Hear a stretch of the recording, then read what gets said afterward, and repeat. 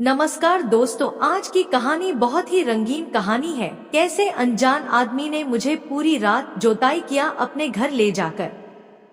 मैं बिहार के एक गांव की रहने वाली थी। मैंने 17वां साल पार किया ही था कि मेरी शादी रितेश से हो गई। रितेश भी गांव का रहने वाला था। मेरे गांव से 10 किलोमीटर दूर उसका गांव था। उसके पिता गांव में मेहनत मजदूरी करके परिवार का पालन पोषण करते थे। वह शादी के 2 साल पहले से बनारस में एक प्राइवेट कंपनी में चपरासी था। शादी के लिए रितेश ने 10 दिनों की छुट्टी ली थी, लेकिन मेरे हुस्नो सवाब के मोहपोस में ऐसा बंधा कि 30 दिन तक बनारस नहीं गया। जब घर से रितेश विदा हुआ तो मुझको भरोसा दिलाया था, जल्दी आऊंगा, अब तुम्हारे बिना काम में मेरा मन नहीं लगेगा। मैंने रितेश के साथ जाने को कहा था, लेकिन उसकी मजबूरी यह थी कि 4 दोस्तों के साथ वह मुझको रख नहीं सकता था। रितेश ने मुझसे कहा, तुम 4-5 महीने रुक जाओ, कोई अच्छा सा कमरा ले लूंगा तो आकर तुम्हें ले चलूंगा। फिर वह मुझको घर पर छोड़कर बनारस चला गया। फिर शुरू हो गई मेरी परेशानियां। पति का बिछड़ना मेरे लिए बड़ा दुखदाई था। दिन काटे नहीं कटता था, रात बिताए नहीं बीतती थी। तिल तिल कर सुलगती जवानी से मुझ पर उदासीनता छा गई थी। मैं चंद दिन ससुराल में तो चंद दिन मायके में गुजारती। साजन बिन सुहागन मेरा मन ना ससुराल में लगता ना मायके में। मगर ऐसी हालत में भी मैंने अपने कदमों को कभी बहकने नहीं दिया था। पति की अमानत को हर हालत में संभालना मैं बखूबी जानती थी, इसलिए ससुराल और मायके के मनचलों की बुरी कोशिशों को मैं कभी कामयाब नहीं होने देती थी। ससुराल में सास ससुर के अलावा 2 छोटी ननंदे थी। मायके में माता पिता के अलावा छोटा भाई अमन था। मैंने जैसे तैसे 1 साल काट दिया, मगर उसके बाद में पति से मिलने के लिए उतावली हो गई। हुआ यह कि बनारस जाने के 6 महीने तक राजेश ने मुझे बराबर फोन किया, मगर उसके बाद उसने फोन करना बंद कर दिया। उसने रुपए भेजना भी बंद कर दिया। रितेश को फोन करने पर उसका फोन स्विच ऑफ आता था। शायद उसने फोन नंबर बदल दिया था। किसी को कुछ समझ नहीं आ रहा था कि आखिर रितेश ने एकदम से परिवार से संबंध क्यों तोड़ दिया। गांव के लोगों को यह शक था कि रितेश को शायद मनपसंद बीवी नहीं मिली, इसलिए उसने घर वालों व बीवी से संबंध तोड़ लिया है। लेकिन मैं यह बात मानने के लिए तैयार नहीं थी। मैं तो अपने साजन की नजरों में चौध का चांद थी। रितेश जिस कंपनी में नौकरी करता था उसका पता मेरे पास था। राजेश के बताए हुए कंपनी वालों को रजिस्टर चिट्ठी भेजी गई। 15 दिन बाद कंपनी का जवाब आ गया। चिट्ठी में लिखा था कि राजेश 6 महीने पहले नौकरी छोड़ चुका था। सभी परेशान हो गए। बनारस जाकर राजेश का पता लगाने के सिवा अब और कोई रास्ता नहीं था। मेरे पिता अपंग थे, कहीं आने जाने में उन्हें काफी परेशानी होती थी। वह बनारस नहीं जा सकते थे। मेरे ससुर हमेशा बीमार रहते थे, उन्हें कभी भी खांसी का दौरा आ जाता था, इसलिए वह भी बनारस नहीं जा सकते थे।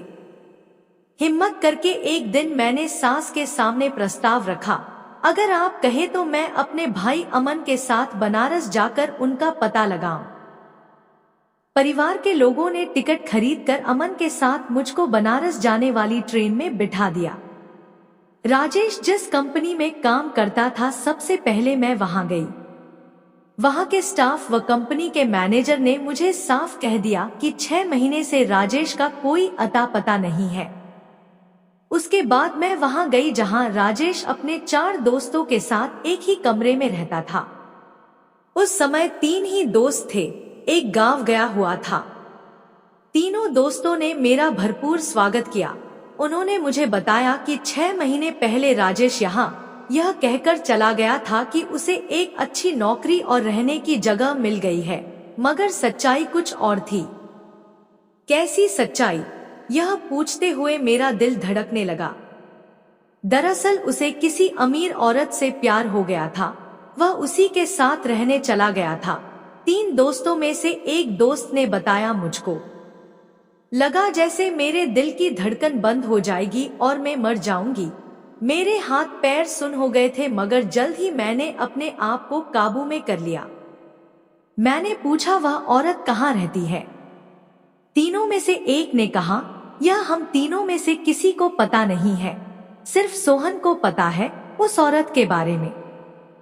हम लोगों ने उससे बहुत पूछा था, मगर उसने बताया नहीं था। उसका कहना था कि उसने राजेश से वादा किया है कि उसकी प्रेमिका के बारे में वह किसी को कुछ नहीं बताएगा। सोहन कौन? मैंने पूछा। वह हम लोगों के साथ ही रहता है, अभी वह गांव गया हुआ है। वह 1 महीने बाद आएगा। आप पूछ कर देखिएगा, शायद वह आपको बता दे। मगर तब तक मैं कहाँ रहूं? चाहे तो आप इसी कमरे में रह सकती हैं। रात में हम लोग इधर उधर सो लेंगे। मगर मैं उन लोगों के साथ रहने को तैयार नहीं हुई। मुझे मेरे पति की बात याद आ गई थी। गांव से विदा लेते समय राजेश ने उससे कहा था, मैं तुम्हें ले जाकर अपने साथ रख सकता था, मगर दोस्तों पर भरोसा करना ठीक नहीं है। वैसे तो वे बहुत अच्छे हैं, मगर कब उनकी नियत बदल जाए और तुम्हारी इज्जत पर दाग लगा दे, इसकी कोई गारंटी नहीं है। मैं अपने भाई अमन के साथ एक धर्मशाला में चली गई। धर्मशाला में मुझे सिर्फ 3 दिन रहने दिया गया। चौथे दिन वहां से मुझे जाने के लिए कह दिया गया, तो मजबूर होकर मुझे धर्मशाला छोड़नी पड़ी। गांव से चलते समय मुझको पूरा यकीन था कि बनारस जाकर मैं अपने पति को ढूंढ लूंगी, लेकिन ऐसा नहीं हुआ। फिर मायूस होकर गंगा के किनारे बैठकर मैं यह सोच रही थी कि अब मुझे क्या करना चाहिए। पास ही मेरा 10 साल का भाई अमन बैठा हुआ था। अचानक मेरे पास एक 40 साल का शख्स आया। पहले उसने मुझको ध्यान से देखा, उसके बाद कहा, लगता है कि तुम यहाँ की नहीं हो, कहीं और से आई हो। काफी चिंता में भी हो, कोई परेशानी हो तो बताओ, मैं मदद करूंगा। वह शख्स मुझको हमदर्द लगा। मैंने बता दिया कि मैं कहां से और क्यों आई हूं। वह शख्स मेरे पास बैठ गया।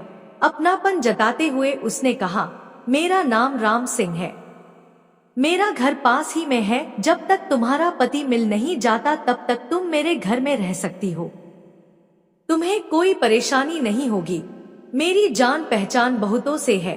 तुम्हारे पति को मैं बहुत जल्दी ढूंढ निकाल लूंगा। जरूरत पड़ने पर पुलिस की मदद भी लूंगा। कुछ सोचते हुए मैंने कहा, अपने घर ले जाकर मेरे साथ कुछ गलत हरकत तो नहीं करेंगे। तुम पति की तलाश करना चाहती हो तो तुम्हें मुझ पर यकीन करना ही होगा। दोस्तों, जिंदगी कभी कभी ऐसी मोड़ पर लाकर खड़ा कर देती है कि अनजान लोग पर भी भरोसा करना पड़ता है। हमारी कहानी कैसी लगी जरूर बताएं और हमारे चैनल को सब्सक्राइब करें। धन्यवाद।